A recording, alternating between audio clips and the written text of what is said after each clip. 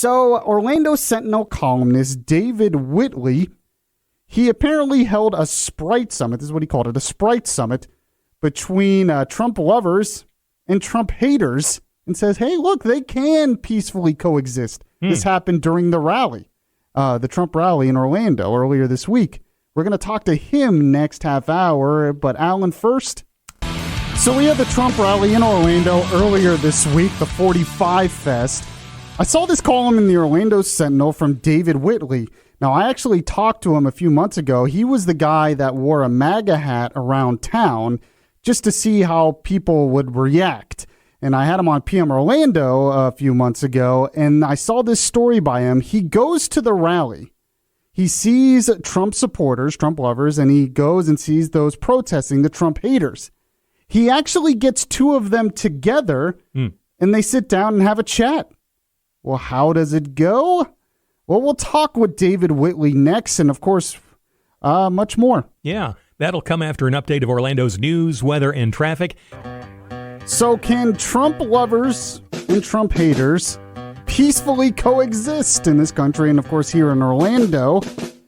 Well, Orlando Sentinel columnist David Whitley, he went to the rally, talked with one person on both sides, then actually sat them down for a meeting, calls it the Sprite Summit.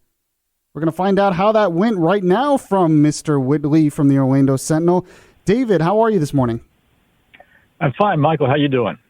Pretty good. So you go outside the rally and you see the Trump lovers and haters, and you decide to do what next?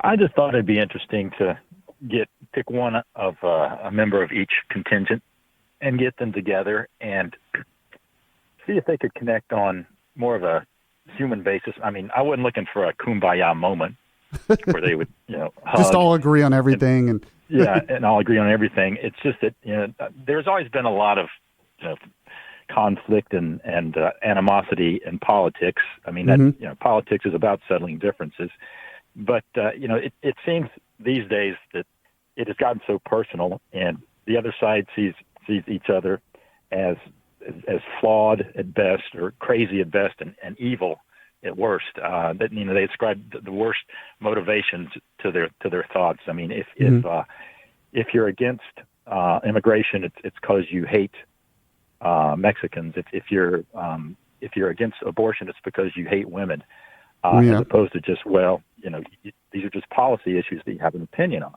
So I just thought maybe get one person from each side together and just sort of chat and see if they could at least get past the preconceptions they have of each other, and at least see that they are dealing in good faith most of the time. Now, how did this come about? Did you literally just approach them outside the rally and said, "Hey, let's meet"? Yeah, pretty much. I mean, I knew that there would be plenty of people to choose from. As it turned out, the way that the streets were blocked and everything, and you had to walk coming from downtown, you had to walk past the line of Trump supporters. I got there about 3:00, so the line was still, it must have been half mile, 3/4 of a mile long, and I noticed a guy was walking sort of nearby holding a sign, and I looked, and it was an anti-Trump sign. I think it said had in the like babies have hearts to what happened to yours. Sort of the intimation being anybody who doesn't support abortion has no heart. Yeah. And he, you got to admire any guy who will walk into the mouth of a lion there, and he walked past, must have been 10,000 people with that sign headed towards the protest area that was gathering. And so I followed him down there and told him what I was trying to do, and he was reluctant at first, but he agreed. And then I was looking for someone on the Trump side, and there was a lady who was collecting signatures just to support Republican initiatives that have been on the ballot, and told her, and she said sure. So we sort of ducked into a nearby sandwich shop, and they both ordered a Sprite, which is why I call it the Sprite Summit. And you actually said in the article, you're like, look, they actually agree on something. Yeah. So I thought that was a good start, that at least they could agree that Sprite's okay. And they sat down, and it was interesting. I mean, it went pretty much as expected. I mean, they were cordial, but I just wanted them to see that there was more to each other than just the stereotype that they might have of each other. You know, it's easy to dislike a stereotype, somebody you don't know, if you just have a preconception. But when you meet somebody in the flesh, and you probably encounter this. I mean, you catch a lot of grief from people on email or maybe on the radio. But if they saw you in person, they're not going to do that. You know, Right. they see you as, well, this is a person who has a job, has kids, and you know, may go to church, whatever, but there's more to them than just this wacko that they may think. David, this is Alan Spector. I had a question for you. Sure. Do you think when they walked away from this that they had learned something from this? To tell the truth, I think that probably the protester might have learned a little bit more, because I won't say which side seems to have more of a preconception of the other than the other. I'll let your audience have their opinion on that. But I do find it interesting that most, like the term hate that I got back to, that one side seems to throw it out a lot. Like the signs at the protest rally were all about love triumphs hate. We're the side that loves. The other side hates you. And so I think that the gentleman from the protest, interesting thing to me, he says, I after talking to the lady, we were there probably, 20, 30 minutes, and he said, I can understand. Well, I think you're a good person, and I don't think it's hate, but I can see why Trump brings out the hate in me. And he was very emotional, and she was very factual, to tell the truth. I mean, when they got into debating the issues, she would just trot out stats about unemployment, blah, blah, blah. And I just don't see how anybody can support a man who talks the way he does, acts the way he does, blah, blah, blah. I mean, you've heard this, the dynamic 1,000 times now, that Trump supporters look past these flaws because of what he's doing. A lot of the resistance, it doesn't matter what he does. I mean, he could cure cancer, but it wouldn't matter. If Trump has done it, it's bad. Yeah. So I think he realized that a lot of the hate comes from him, because she told him, look, I don't hate anybody. I love people.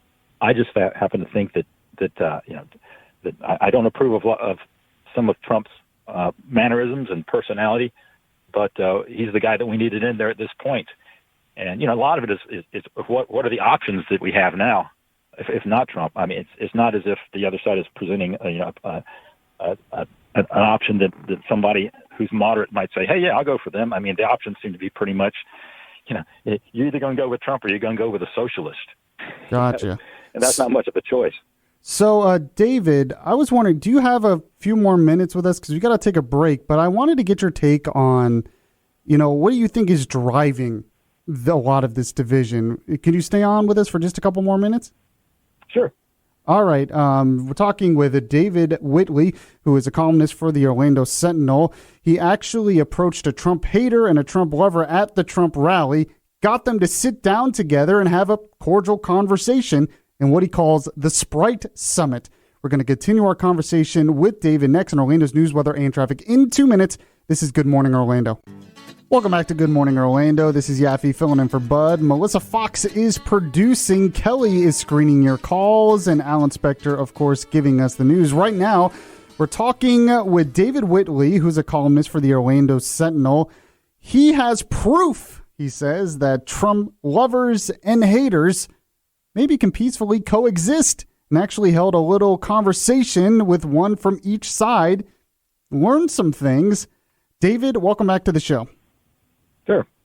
So we were talking about how you sat down a Trump hater and a Trump lover, had a good conversation, said you realized, and maybe they realized they can, peacefully coexist, that maybe they really don't hate each other as much as they thought. I wanted to get your take, though, on what do you think stokes all this division in our country right now? Yeah, I think a lot of it is people take the worst traits of the other side and sort of ascribe them to everybody. Like, one word you hear a lot with Trump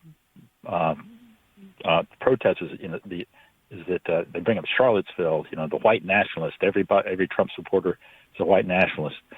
Well, I mean, there was one guy that ran his car into that crowd at Charlottesville, but I don't think that represents everybody on the Trump side.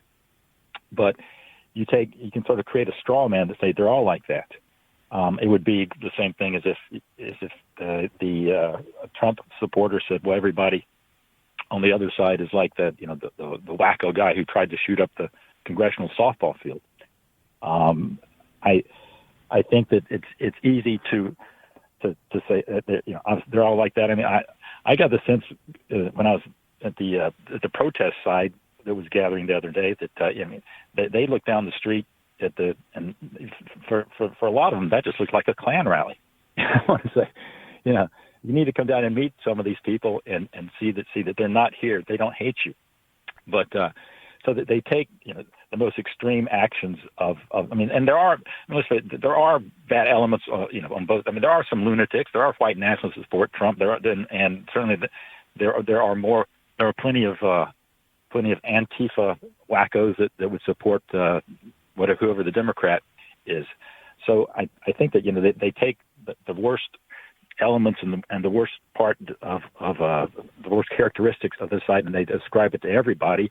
And the media plays into that in a way because we feed it. I mean, if somebody watches Rachel Maddow every night, they're convinced that Trump is basically he is either the Grand Wizard of the KKK or a secret member of the Soviet Politburo, and you're not going to talk him out of it. So in this day and age, like I said, there's always been a lot of disagreement and stuff, but in this day and age of 24/7 media, you can get your beliefs reinforced all you want. And social media. Yeah, and I think the media in general just is attracted to the more polarizing statements. Without a doubt. Somebody saying we can all get along is not going to get the same amount of TV time or print space in the newspaper. Right. Well, I remember one of the first things they learned in journalism. It's not news when 10,000 planes land safely. It's news when one doesn't land safely. Well, so the saying is, if it bleeds, it leads. Yeah, and that's understandable because it is newsy in that point, and it's newsy when some congressman makes a crazy statement, and it like every time there's a something with due to race, they'll bring up like a Steve King of Iowa who said something wacky. Well, they all must be wacky. All those Republicans are wacky because they all believe Steve King said that. Or on the flip side, when Ocasio-Cortez, who has just been a gift to the conservative movement, because she'll say something wacky and say, well, they're all like that. And I mean there's a segment that obviously that is on board with Cortez Ocasio. I always get her name screwed up. Ocasio-Cortez. AOC. That's why I just say it. Say AOC. But in general, I think that there's a big moderate element there that is just ignored because they're not wacky. And people think that they're not there, and they think everybody is a nutcase. Now, David, we have like less than a minute here, but I wanted to give you an opportunity. What do you want people to take from this column you wrote and what you did by getting this Trump supporter and hater together? Just that to look past the stereotypes and to realize that a lot of times people they mean well, they may be misguided, or you may think they're misguided, but their motivations aren't evil. As I said, if you're against Trump, or if you're against whoever his opponent may be, you may not agree with the reasons, but it's not because you hate somebody or you're malevolent toward in general. That it just may be policy. Gotcha. As I said, if you're against immigration, it doesn't mean you hate Mexicans. But that we just got into so many labels now about that, and it'd be nice if we got to know have a conversation with somebody and see what they're really like. And you may not agree with them, but at least you can agree that this person isn't necessarily evil. All right, David Whitley, columnist for the Orlando Sentinel, has a column out, says Sprite Summit at Raleigh shows Trump lovers and haters can coexist. David, thank you so much for coming on with us today. Sure, my pleasure. That was a really great conversation. I really appreciate it. If you missed any of it, you can catch the podcast of it after the show. And we got news coming up. Floridians are high on marijuana, and Tampa Bay might have to share the Rays.